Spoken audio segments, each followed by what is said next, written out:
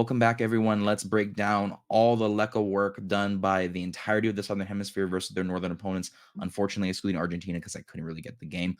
But, it's a great start of a series. I know it's only the first week, but for those of you who watch the Stein Lager series, you got the Castle Lager series, the Foster Lager series, anyone's lager, your, me, anyone's beer. All right, let's get into it. I need all the wins, yeah. Ain't no L's, I gotta get a no call and quits, yeah. Gotta keep on moving no matter how hard it gets. Back to Baker, Baker with the fit. Kurt Baker in for DC, and this may well do it old glory with the try. The New Zealand Sevens legend, Kurt Baker with the cherry on top. Can you believe it? Hello, everyone, and welcome back to the On the Line Rugby podcast, a show brought to you by the Believe Sports Network. I'm your host, Mike Nagaishi, and welcome back. Just a little disclaimer first for all those who are running on the visual companion to this series. If you can't figure it out yet, we lost the camera for a day, so we're back on the Stone Age webcam. Maybe not Stone Age. I'm putting it down a little bit, but downgrade visually of the webcam. So here we go, back at it again, and let's start off with a few disclaimers before we roll in through the test series. Honestly, I just really wasn't expecting a lot out of the test series altogether. I was expecting the Northern Hemisphere to kind of show up and show out outside of maybe the South African game. Biases maybe a little showing. I don't know if you can tell, but I will say great refereeing, great officiating done by the entire crews on all three games that I was able to watch. I was just really impressed with your ability to call the game fairly, really play with great communication, and catch a lot of mistakes. I mean, even I was agreeing with a lot of calls that I probably shouldn't have been just because of, obvious fan bias, but, I can't knock it where it's good. So I'm really proud of them. Perhaps they would have been stuck in their provincial, I guess, competitions. I would have thought that they would have been blooded in the World Cup. That's just me, though. But I think that they should have been there from the get-go. These guys are hopeful will get more action moving forward versus the positive, non-ref abuse. I can't believe we're not celebrating that. But, such is life of their performances, and we'll move on and see them more in the future in bigger and brighter games. Hopefully Alliance Test Series for, especially that Georgian ref. Hats off to you, my dude. Doing very good. I can see you on the come up just from now. As the other disclaimer, I guess we would say, the kicking was hot garbo. I would say other things, but advertiser-friendly terms prefer to not have me say this, but y'all know what I mean. It was just not good. Everyone off the tee was damn near awful. But on to more positive things. Let's break into Australia versus Wales. Was the first game I got to watch. Overall, I was not expecting a lot out of this game. I'll be totally honest with you. I expected Joe Schmidt to come off a little bit, what's the word? Not flat-footed, maybe, you're getting there. I see the direction, almost like Highlander-esque. I see the direction, but it's going to take you a little bit while to get there, kind of like an Eddie Jones type of deal. And he came out swinging. I was really impressed. It got me really interested in looking into his staff, and let me tell you, I was very impressed. He brought in the scrum doctor from New Zealand. I wasn't expecting him to be there. For all those who don't know who he is or was the scrum coach for the All Blacks for a majority of the years during the Wayne Smith era. Everyone knows the professor, scrum doctor, one of the great nicknames in rugby. I love the combo here. But he's also coaching women's rugby. He helped the women's team get up to 2 World Cups. Very proud of that. And now he's helping in Australia. I never thought he would have left New Zealand, but such is life, I guess. Money is money. And when you have Joe Schmidt coaching, where really can you go wrong? One of the older, more, I guess, I'm not going to say more physical, but definitely more driven by old habits, head coaches, things I really like. I love a physical game, and let me tell you that those boys can bring it. He also brought in Laurie Fisher, who, in my opinion, personally should have been the head coach of the Waratahs a long time ago. I don't know what took them so long to get this hire down. We'll talk about that hire at the end of the show if we have time. But it is just, I don't understand how you could, maybe omit this guy and call your current hire a home run hire. That's just me, though. Take it for what you will. Laurie Fisher is, I think, one of the best coaches in rugby. Don't get me wrong. A lot of people could say he's one of the better assistant coaches, maybe not head coaches, given his stint, I guess, in Gloucester with Danny Cipriani, but that was only a year. It wasn't really the greatest. Perhaps it's a little bit of bias because I like the guy. I got to meet him when I was in Australia, but Uh, Great to see him there, and that's just really the majority of what I could find. The rest of his staff, very high quality, as per usual, as you would think with an international form. But perhaps it was meant to be, and he was meant to be in the spot. And I think he'll be a fixture for years to come. Joe Schmidt, for someone who's a Kiwi, brought a lot of juice into this side. Uh, Me and the Black Shoes were talking about it. We were kind of hoping that they would maybe, take an L and learn, but have a lot of the debutantes who were supposed to come out, ball out late, in garbage time. It really didn't happen. I think Tom Lina and Dylan Page only got what, maybe 5, 6-ish minutes in garbage time because it was just so good. The entirety of that game was amazing from start to finish. I love the line speed from Australia and I love the form and force of the Welsh D, but I think they allowed too much of, I guess, pocket play would be the word you could use. They basically allowed Lolesio to really stay in the backfield and really just take manage of space. That's what a 10 should be doing. Obviously, if you think of a 10, that's probably what you think of: the space manager, the game manager, the quarterback of the entire team's offensive play. And it showed. And I said this once and I'll say it again. When he's in the pocket, he will succeed, whether it's kicking, managing with probing play. I saw a lot of probes that I normally would not have seen him do. And obviously, when you combine the combo of Jordan Pataya and Ben Donaldson, for Jordan Pataya and Josh Fluke, I really wasn't expecting them to be selected. I was very surprised when they did, just given the fact of recent injuries. That and Lukan Salakaia Loto, another surprise selection off of injury. Perhaps he just, took a little injection right before and hopped onto the field. Who knows? Magical of post-match therapy, but having them be the primary pairs, I think really took off a lot of the weight off of Noah Lolacia's shoulders and allowed him to leave, a lot of problems out wide that left Wells vulnerable. They definitely showed a lot of flash, but they weren't really able to capitalize on Australia's numerous mistakes. Don't get me wrong, they did start with Wales kind of giving away early, but over towards the middle and towards the 50th through about 70th minute, it was a lot of mistakes by Australia, whether it was at the breakdown, at scrum time. It was just a lot of problems going through. They really couldn't hold on to the ball. The forward play from Tom Rafael, from uh, a lot of those boys in the backfield just really, really showed up. And don't get me wrong, Dewey Lake's a beast, but him at captain is a whole nother creature. And that team was really well built and really well driven towards the end. I just think that they couldn't really keep up, and the explosiveness was all on Australia's end the entirety of the game. Maybe it was a little bit of Gatlin coming in thinking that there was going to be a different scheme, and he didn't really plan for this kind of uh, how should I say this, open game plan that he brought in. But such is life, I guess. They'll learn for next week. Hopefully, we'll see better. As for both teams, I really thought that they were very non-committal at the breakdown early. I thought it was an interesting approach, but with the newfound width, I think it really aided the Welsh at really slowing down their options wide. When you have guys like Tom Wright who really didn't get in to the end zone until the very end, Andrew Kellaway, who's relatively explosive in his own right, wasn't able to really get in his own feet. You had Corey Toole and friends who didn't really get to see a lot of action. It was mostly because of that Welsh D. Because they were non-committal at the breakdown, they were just allowing them to get free ball. Yes, it kind of bit them towards the end, but they were able to have the bodies around to slow them down. Did they kind of do it the wrong way? Yeah, obviously, but you had half credit, I guess. But as we all know, half credit doesn't win you games.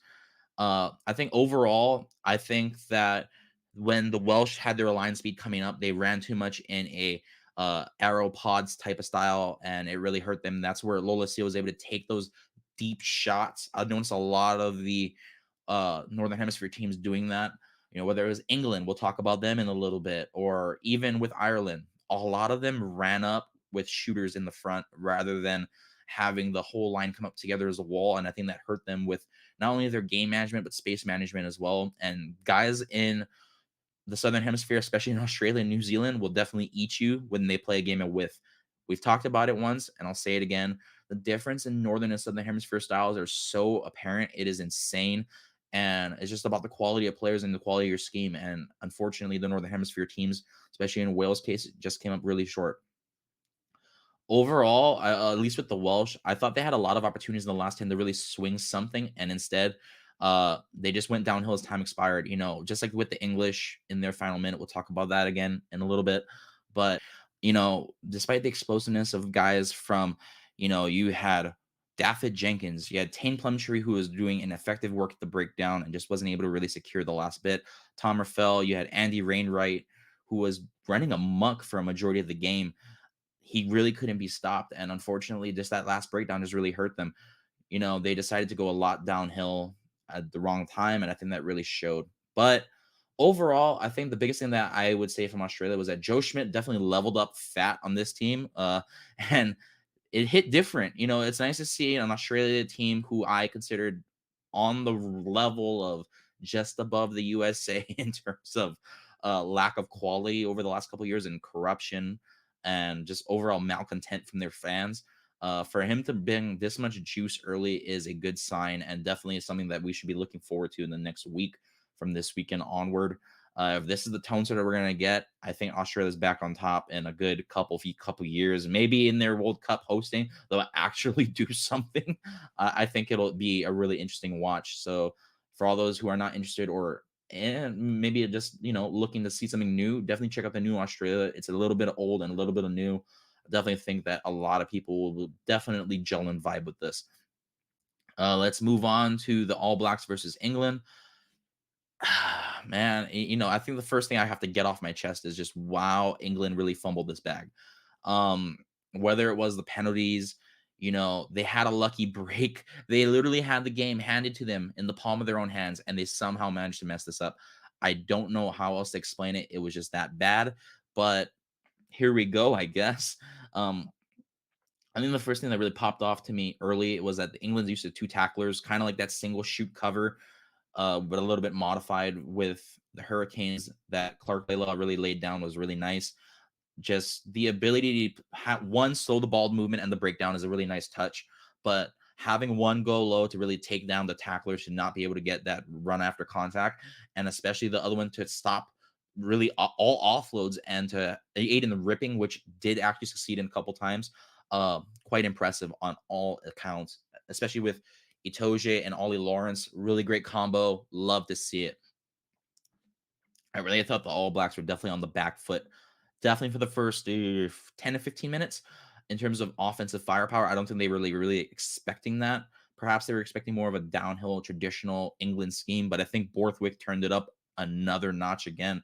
This is becoming one of the better, I would say, out of conference rivalries in international play. It's insane. I love to see this. And the type of physicality in this game was bar none. I think the biggest thing that they also did was pressure on all their backs to make decisions. Whether it was on Rico Ioane to really take those hard ball lines, put pressure on Mark Talea and Caleb Clark to really stop them from getting those big breaks. They did a lot of good job with that. And especially on Damon McKenzie, it was immense. Coming from guys like Cunningham South and George Furbank with those exceptional tactical kicks and shooting, especially from Cunningham South, really slowed down the attack and really made DMAC kind of hesitate to really analyze the field before something happened. Any holes that were really open, and there were some, don't get me wrong, were definitely shot down immediately by these attempts. And I think it helps keep England in the game for a lot longer than what it could have been, because if the All Blacks, especially with DMAC, were able to break the weaknesses that English had early on defense, it would have been a very rough game going forward. Overall, I think England came through with the first quarter to be a little overzealous on the right hash. They definitely continue to make pockets. This is what I'm talking about. Again, with this, having your shooter come up, having the other guys kind of lag behind. The single shoot cover is only as good as that shooter. If that shooter is not making first contact and definitely shutting it down, it is not going to be a good day. When you're opening up too much holes with those big boys that they got running up down on the hashes, it's not going to be a good time. And DMAC on a bunch of attempts was able to really exploit that. Stevie P in his own way kind of did it with that nasty step out of contact that he had, but it's the same thing. You're leaving a huge hole that if one guy breaks it, it's gone. And in a game of margins like this, it's going to be damn near impossible to really hold it down unless you're doing it 100% the right way. You can look at it from the Sever Reese one. You could look at it from the Stevie P one. There's a bunch of easy attempts. Just go through the film with me. or as you're listening to this, and you'll see it's really bad to be allowing this much breaks. If they had kind of shored that up and really kind of kept the game more manageable, I think that England would be in a way better spot than when they were in the last 20 minutes when they were struggling to make points and it just became too frantic.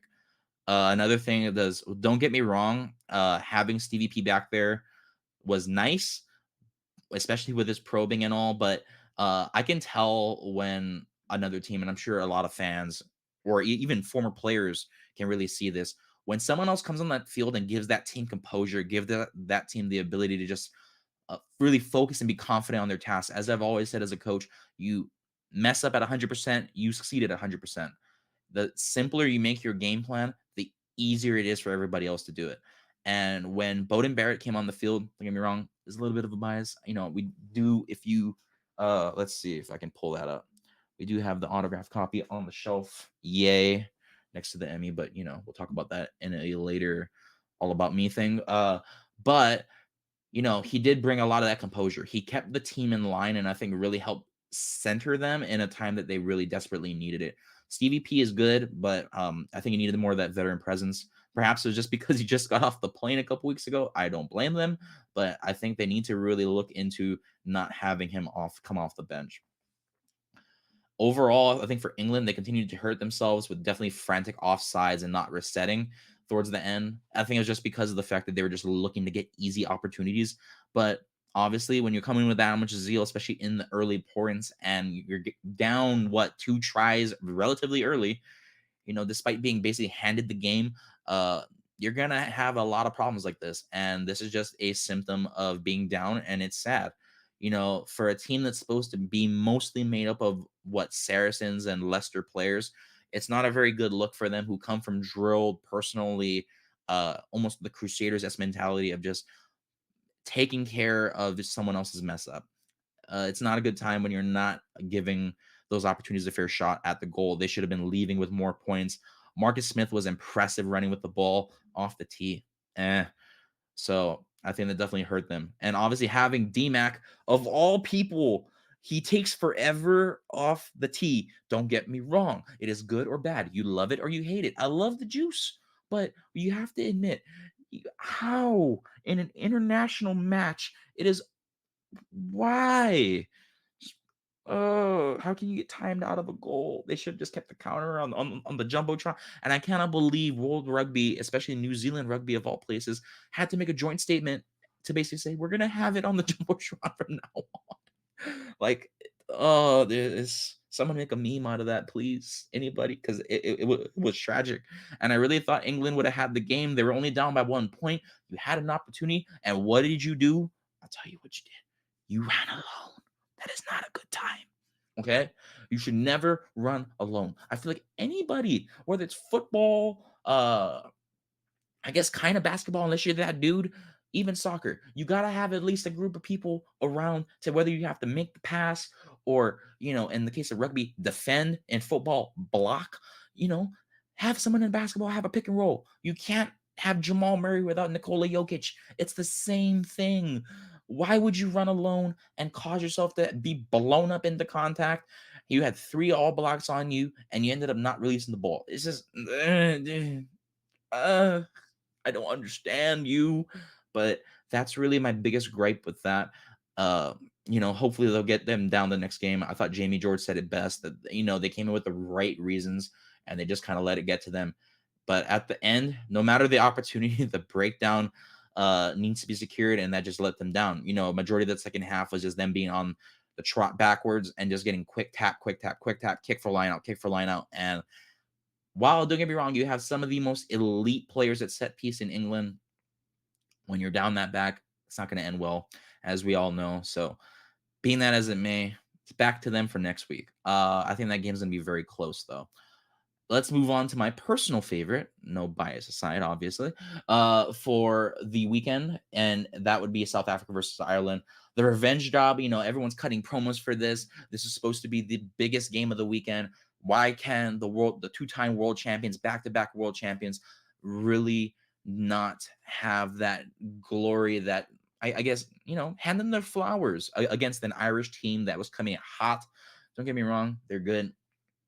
but they're not that good. At least against South African. Against New Zealand, yeah, they're unstoppable. But into that game, I thought Ireland really trying to set the physical tone was amazing. I really thought that they really tried to bring the juice against the South Africans to really try to put the buck on the back foot, let them be a little bit surprised and shocked, and then have their way with them. And unfortunately, obviously, uh, for all those who are of American descent or watch a lot of American movies, think of it like old NFL films watching the Raiders. Think of the Orange Crush of the Denver Broncos. Think of Boys in the Hood. When you bring in Hood boys into that backfield, it's not going to be a good time, and they're not going to be very, uh, I guess, a polite way would be shocked as to what you're doing. And it really showed. The South Africans took it in stride, and they came back blazing. They definitely had a rough time with the ball retention, given the fact that they were so overzealous as to really just popping people. So it kind of led to a lot of sloppy penalties, especially at the breakdown, where there was not releasing, hands in the ruck, playing off the feet, not rolling away. It was a lot of cynical stuff that I really thought would have been out of the way for a very drilled Andy Farrell side who normally does not make these kind of penalties. But I think, like with England, they took it a little too far, and that's going to lead to a lot of points. And don't get me wrong, the game probably should have been a little bit wider if Andre Pollard could make these kicks. I was really surprised that that boy could not land a single kick consistently. It was I'm a little perplexed as to what was going on, but it was a trend the whole weekend, so I guess I really can't be that upset. It just was really shocking. Oh, it's really throwing me off my groove. Okay, I was loving but kind of hating though at the same time the Ireland's defense. The Irish's defense was really committed to that single man cover when not broken into first contact. Was working, and it was working great. But like with England, you need to have that single shooter really take a lot of that oomph away. Ireland's basically the founder of that in a weird way sense of just hitting them, slowing them down, allowing the covers to get in, and then soup up the hole. But with South Africa, they were just able to bump off first contact. Whether it was, let's see, everyone knows the Dale Ende play where he's like bumping five people to get down. Cheslin Kolbe, for his size, pound for pound, is still probably one of the more powerful players in world rugby. His ability to just maul through people, just bump, bump, bump, juke, bump, take the first contact off that first step and zip through. They were not able to really take them down at first contact. A lot of the instances of that, actually, I think they really didn't slow them down.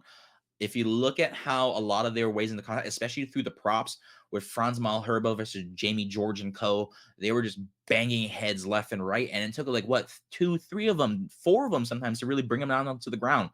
And I think they weren't expecting that level of just weight dominance. Don't get me wrong, the South Africans are probably the best at physical play around the world, which is why I like them.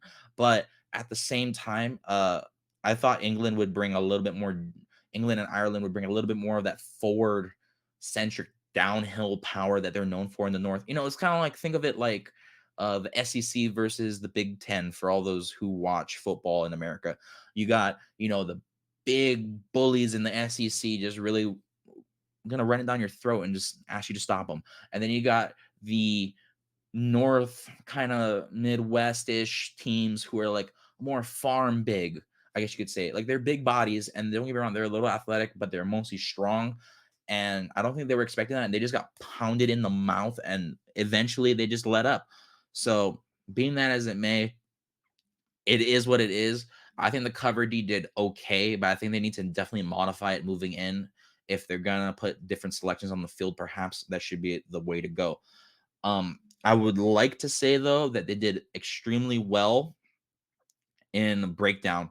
I really thought that South Africa would hold it down a little bit better, but the Irish, they got some problems in there. You got Aki, you got Kalen Doris, you got Tog Byrne. The communication just broke down despite all those achievements by those three players, and it led to a huge hole. While, don't get me wrong, it wasn't no try, but I really think that shouldn't have been the case regardless. You should never be leaving holes to be overzealous of the breakdown. I will laud you all the time for getting these kind of successes, but if you can back it up, that's a huge problem. and hence it was the problem. You can't have three guys overcommitting into this and then not getting any results out of it. I would say another thing was that I like to say was bad for the Irish was just their ability to really bring up the scoring margin. I thought they played a little bit too much slow ball, and it definitely hurt them as they definitely led space and then continued to fail at a lot of YOLO exercises. Whether it was Crowley just getting popped by Peter Steph Dutoy or Jesse Creel just becoming the minister of defense. I loved having him out there. He almost reminded me of like a small Reggie White, young, athletic, really bulky, very swole. When he got the ball in hand, that's a whole nother issue. But on defense, setting the tone throughout the entirety of the match, blowing up a lot of Jack Crowley's opportunities. And it led to a lot of YOLO balls, whether it was out wide to James Lowe, whether it was trying to get the ball to Hugo Keenan or trying to loop it through the forwards. It led to a lot of knock-ons that really shouldn't have happened. And in a game of margins, that's always going to hurt you. And especially in a game where it's this physical, you don't want to be pounded in the mouth and then be given a hospital pass that'll probably send you to the ER after the match. But being that as it may, I really like the change in direction by the Boca. If you're looking at a lot of the team's history, they play a lot of reactive play. Like I said, kind of with that English Crusaders, Saracens type of deal where you're playing off of other people's mistakes. That's a lot of what South Africa does. Whether it was playing for the scrum, getting that 5 meter line out, mauling the ball down someone's throat in, having a big scrum off a kick, or, even just taking the 3 points. They normally don't play the width like this. I would say probably the closest thing you can get to a Northern Hemisphere style of play in the South. That big boy, everything goes down through the forwards in that team. And they were playing a little bit more fluid, which is something I liked. I don't think the world was really expecting it. Despite the fact that how many people want to say the 6-2 split, the bomb squad, the 5-3 split, whether it's the scrum off of a free kick, and any number litany of things being non-inclusive towards backs, changing the laws, all this that really stop the South Africans, and they keep changing. They're just saying, okay, well, can you do this? Oh, well, we're not doing that now, but can you stop this? It's beautiful. And they're playing way more proactive and way more around the width than I think they've ever done before. Yes, they kind of trialed it at the World Cup, but I think they're doing it a lot more now, given its success, especially through Jesse Creel, who is an absolute unit. You had, don't get me wrong, Curtly Ahrens's play was kind of cynical with that offsides, but he's electric. You gotta let that boy run. You got Damon Delende just really just being a forward in a back's body. It's beautiful to see, and I think this all goes down to one hire and one hire alone. It's the imprint of Tony Brown. Love him or hate him, I thought he wasn't really put in the great situation with the Highlanders. He wasn't necessarily the greatest coach there, but as an assistant coach is where he thrives. If you look at his history, he has all of his time with Jamie Joseph in Tokyo, with Suntory, and then with the Tokyo Brave Blossom national team. Then you got his coaching with the Sunwolves, where he did a great job there, to keep them a little scrappy. Then you got his assistant coaching level at the All Blacks. He did okay in that. If you keep him in that, like, some people are just born to be coordinators. Don't get me wrong. Maybe he gets another opportunity and does well as a head coach. I don't know. But as a coordinator, Tony Brown is probably one of the better options you have out there. And for them to really be, I guess, that inclusive, perhaps is it would be the right word, but we're gonna roll with it here.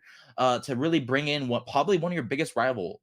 It's like, the Lakers bringing in the Celtic, or the Broncos bringing in the Raiders. You can name another set of teams, any team you can think of, a biggest rival bringing in their opponent, especially their opponent's coach, to bring in with a different clash of culture, a different idea of how things should be run, and a different philosophy of how the game should be played. And for them to really accept that and kind of roll with it the way they have, but still keep their same identity in there, is, in my opinion, probably the biggest evolution of a team in this World Cup cycle, post World Cup cycle. And I'm very impressed with that. I would love to see that moving forward, but let's move on to the team of the week. I just want to say a lot of these guys, yes, they passed the eye test, but some of them give special consideration just because of the situation they were in. Very impressed with that. we'll start off with number one, who really fits in with that mold. Finn Baxter over at England. My boy, you were given a very bad hand when you came in at like what the 20-ish minute mark for Joe Marler, and you continue to hold up your end of the bargain against an all black front row on both the front and the bench for the entirety of the game. Hats off to you, my boy. You got a lot of good penalties towards the end. Baxter, my guy, I think you have to be up there. Dewey Lake, needed to be at hook. I could have put Bongi and Banabi. I could have put Malcolm Marks in here. I thought Malcolm Marks probably should have been the starter over Bongi, but that's a whole nother issue we'll talk about for another day. But overall, I think Dewey Lake earned that spot just because of how competitive he kept Wales in there.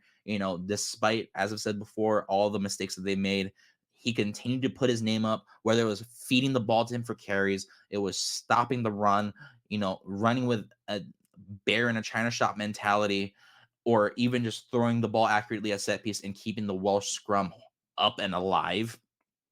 He was the man for the job. He needs to be up there. As for my number three, couldn't forget the Tongan Thor Nella Tupou. It was nice to see him play virtually a whole 80 minutes. Something that is almost like a unicorn. You just never see anymore. He either gets hurt or he gets gassed out. And don't get me wrong, he's probably going to be that player where he, gets subbed out a little early. But for him to do this was a statement piece to all the pundits who ever said otherwise. It was great to see. And his ability at scrum time to really bowl over and destroy with James Slipper all the low scrum opportunities when they were good, when they weren't good, is just impressive. And I think he needed to be up here for that alone. You have Maro Itoje and Lukan Sayakaaloto in my locked spots, just because for seconds to be this dominant, for them to have their name called the majority of the game and to just pass the eye test, it shows. Maro Itoje is still one of the best locks, if not the best lock on planet Earth.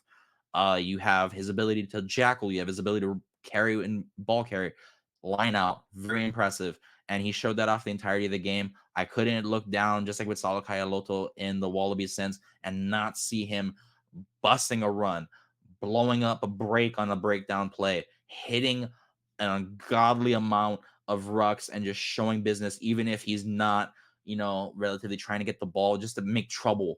You want a second to be that enforcer, and both those guys have it.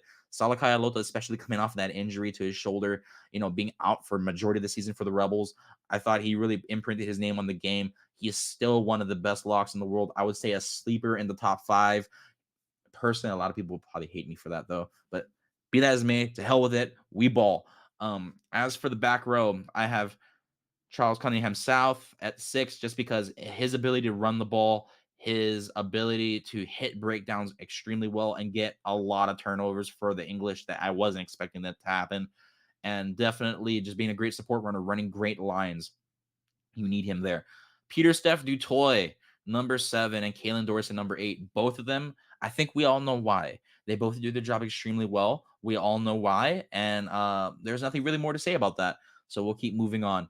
As for my 9 and 10, I went with Alex Mitchell and Noah Lolesio, I think for obvious reasons. Alex Mitchell, despite the fact that England lost, his ability to really just snipe, manage the game extremely well. Great quick ball, great ability as a 9 to almost be a Faf de Klerk for the English and hold down versus the big boys in the All Blacks was great to see. His game management and space management was damn near impressive. His kicking really kept the English in the game. I love to see that. As we roll through, you got Lolesio, again, pocket play, impressive. Could never keep him out of here. I think his ability to really revive his career after what it was during the 2019 and 2020s was just not good. And he's come back to be, in my opinion, be one of the best comeback players of the year for not only provincial, but possibly if he keeps this up for internationals as well. As for my center pair, I went with Jesse Creel and Henry Slade. Don't get me wrong, I know they're both 13s, but I think we all can say why when we watch the game. Watch both games, watch highlights. I don't care. Henry Slade imprinted a lot, even though his name wasn't called on that English game, more than it needs to be said. If you look at it, he was playing a lot on the hashes and did a lot of good kicking to really keep the All Blacks on their back foot, really put George Furbank and friends on those edges, give them the ability to shoot down a lot of these opportunities and really kill the basically fast break ball of the All Blacks that they're known for. Without him, this game would not have been what it was. Henry Slade needs to be up there. He did a thankless job, and I think he deserves a lot of the respect. Jesse Creel, I've talked about it ad nauseum already. You need to give this man more of the ball. Him and Dale Lende are great. Don't get me wrong, putting Lucanio on at 13 is amazing. I think he's, again, one of the best 13s on planet Earth. But Creel is really putting up his name not only as a defender and a strong ball carrier, but now his ability is more multifaceted. He can manage the game. He can play wide. He's getting more wheels. And on top of that, he finally revealed his workout, which is kind of impressive. And I could never do that in my wildest dreams. But he deserves a little bit of love to be in that 12 spot. I probably could have put Dale Lende in there, but oh well, such is life. I could have even put Filippo Dungunu, but oh well. I just couldn't leave out the MVP of that game off my team of the week list. As for my back three, I went with Kurtley Arnsad, Cheslin Kolbe, and George Furbank. Kurtley Arnsad, Cheslin Kolbe, what can I say? They're one of the best. Cheslin Kolbe is probably the best wing in the world, very Brian Habana-esque. George Furbank, again, another Henry Slade, very thankless job. Kicking, really managed the game well. Did great at breakdown when he was there. Did great at tackling on the edge. I thought he really slowed down Seba Reese's game. On top of that, did a great, and I mean great job of just probing and shooting on defense. Could not leave him out of here. For a young kid to do this good in the absence of a Freddie Stewart, you need to be that good. You need to have that juice. He's almost on the level of Cole Forbes, in my personal opinion. I think he's a little bit better, but he's going to be one of the best in the world, I think, deep down for 15s going the next 10 years. It'll be great to see him roll. As for the bench, I put James Slipper, excuse me, Dan Sheehan, and Filippo Kailea in my starting front row. Kailea, great defense. It was like a brick wall every time he tried to run into anybody. No matter if it was a prop, a back, a center, who cares? He was stopping them all the way. And the scrums, great scrum work by him to really hold it down. Proud of you, boy. And then you got Slipper, James Slipper. One of the, again, I've talked about it with Taniela Tupou. His ability to just destroy scrums, especially against the Welsh, was amazing. I love to see a veteran do some nasty work, and that was him all day. Dan Sheehan deserves to be here. I just think you could have put Malcolm Marks here. Don't get me wrong. Probably will get a lot of hate for that, but if you look at Sheehan and his ability for the Irish and to do what he did for majority of the game before he got hurt, and it's sad to hear he tore his ACL. I'll definitely miss watching him provincial play for Leinster, but just his ability to just throw YOLO ball, know when to pass and when not to pass, take great line speed and line carry, be a great defender, and just blow up other teams' opportunities. Dan Sheehan deserved every cent of it to be up here. For my lock, I only had one solo one. I went with Tog Byrne.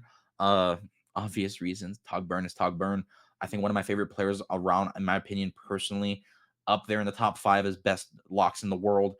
Whether it's turnover, he's a flanker in a lock's body and definitely has a prop mentality. You'd love to see a chunk do the kind of work that he does. Same thing with 20. I went with my loose forward split. I went with Alan Rainwright. His ability to break open a game, especially since 2019, has been getting better and better and better. He has at least another 5 to 6 years of this prime. I would love to see him do more, and I can't wait to be a fan of him moving forward. I think he'll definitely take over in that Justin Tipperick role in terms of a great defender, great rucker at the breakdown, and especially amazing ball carrier in hand. For my backs, I went with an interesting bench. I think you guys will all love this. Ben Donaldson at 23, Dungunu at 22, and Bowden Barrett at 21. Bowden Barrett, just for the fact of composure, that's huge. Management, huge. When he ran with the ball, it meant something. People feared him, and rightfully so. And when he kicked that ball and almost got it, like what, 3 times, the little chips, woo, I was really expecting some nasty, nasty work, and it almost got there. Dungunu, great work as per usual. My boy, balling out the way you do, whether it's hitting breakdowns, bowling over somebody, running the length of the field to take a try. You're in there. Donaldson, great job being a second pivot and just blowing up on the field. Amazing to watch you work.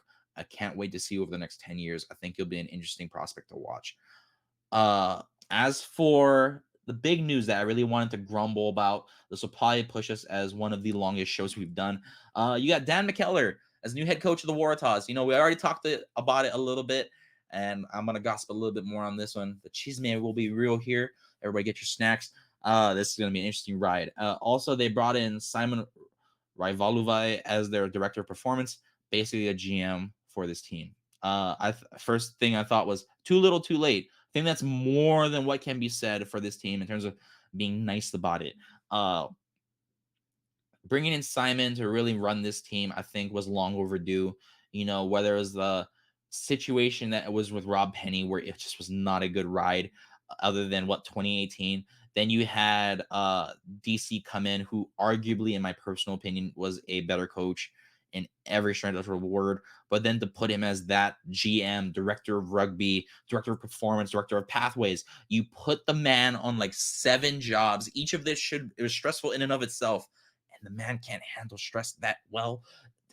Why would you do that in arguably the best area of talent for Union in the New South Wales area? You blew up your own team. You guys blew up your own team. I can't believe I'm saying this. It is terrible. The man should not have been fired. Don't get me wrong. Maybe a little bit of former player bias. I understand. But he should not have been there. As for Rivaluvai, I think he's elite. That's not in question. I think he should really help that leaky ship, like I said, with the pathways and the talent ID system that was given to DC. With a man given 7 hats, you can't really expect a lot, and it showed a lot on the field. They were competitive, but then things slid. Obviously, they let the players kind of manage their own, and that kind of went iffy directions. We talked about that already, though. Um, if you look at it, his resume did a great job. Obviously, coached the Flying Fijians in the World Cup and was phenomenal on all cards. He was their pathways and performance manager for them during the Vern Cotter reign and brought many young talents and stars out to the world, whether it's on the Drua, whether it's in Semi Radada. You can think of any names over the last 10 years. He's probably been there. He was the GM during the best years of the Racing 92 era in 2012 through 2015. And I loved, I cannot mention this enough. It was beautiful. It made me shed a tear in a little bit. Okay. I love that he immediately cited a lack of urgency and physicality. Thank you, Lord, on both ends. And a need to go back to the trenches of old in their play. You know, a lot of people would like to say that physicality has been taken away from rugby, that urgency on the field is gone. Everyone's lackadaisical. You're playing for the brand. It is leading into every sport: basketball, football, soccer. It's nice to finally see people recognizing the lack of just this mentality. I can't explain it any other way. Work rate, ethics. To bring that back on a field is beautiful. Please keep this man safe. As my girlfriend likes to say, give him a warm bed and some cuddles, because he's what this team needs and what this team deserves. They do not deserve him. He's a great guy, and I can't wait to see what he does for the Taz. But as for McKellar, I think the biggest thing for me is, what version are we getting? You could say you get the Brumbies McKellar. You could say you're gonna get the Leicester McKellar.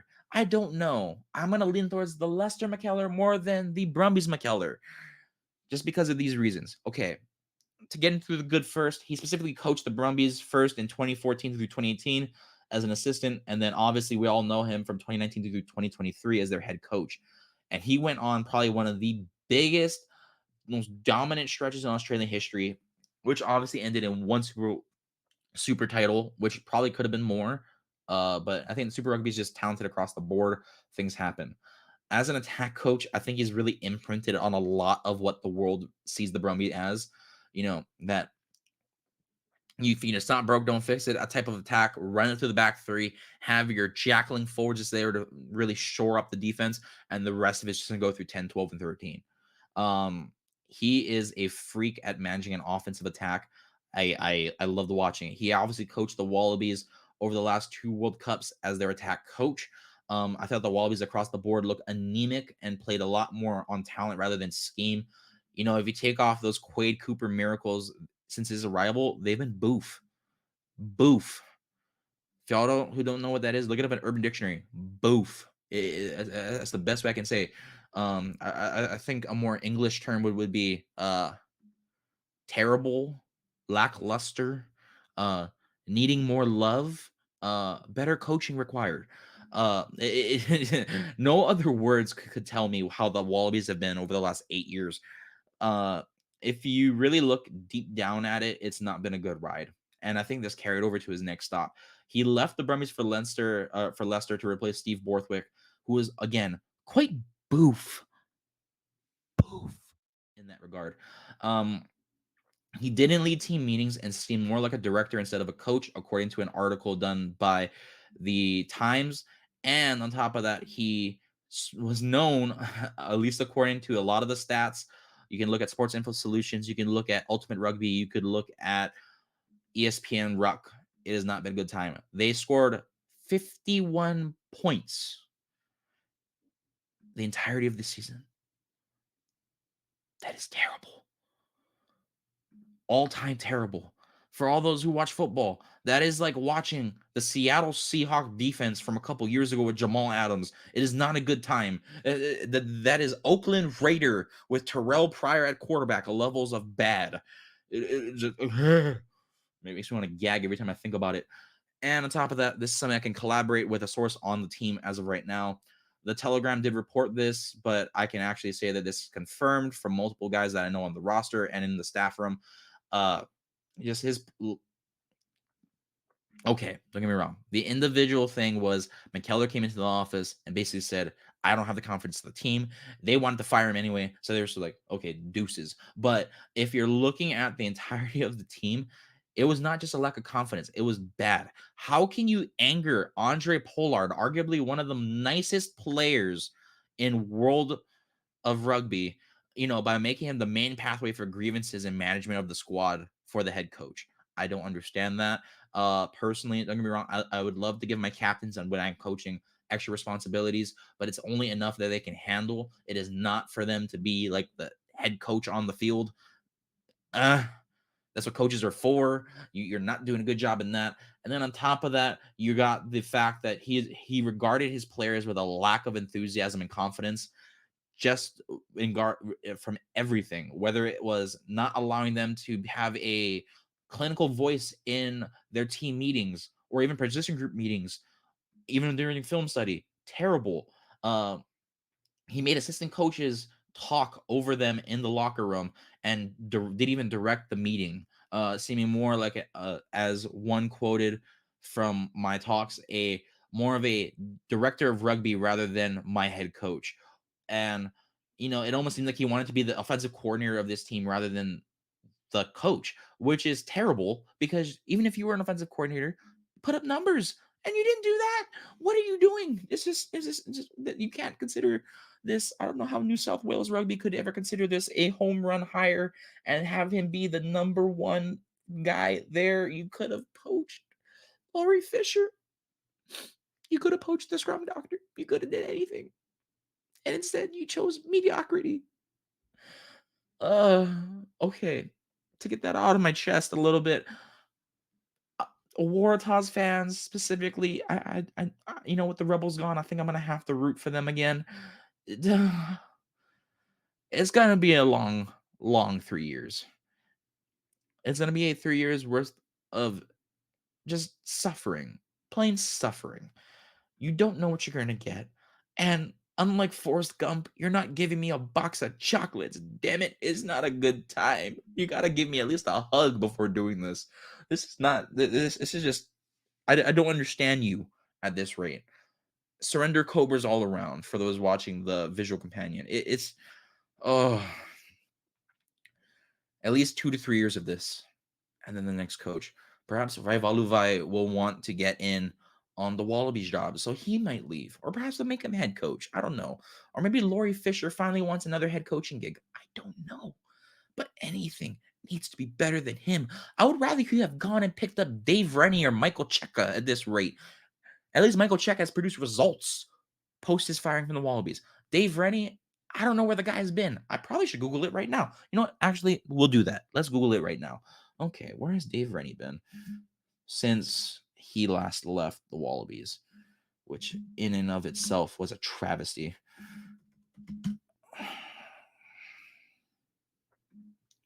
Are you joking?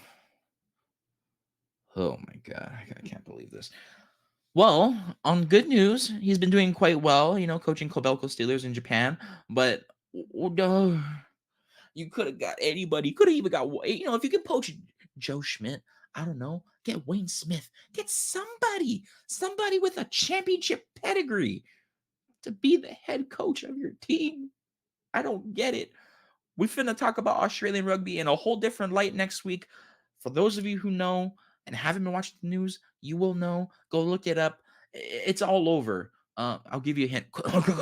Brumbies. But enough of that.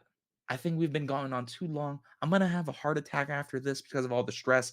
So let's all cry together and let's end this show quickly. Thank you all for joining me on this episode. I'll see you next week. Hopefully on Tuesday. If not, it'll probably be Wednesday. But see you next time. Peace.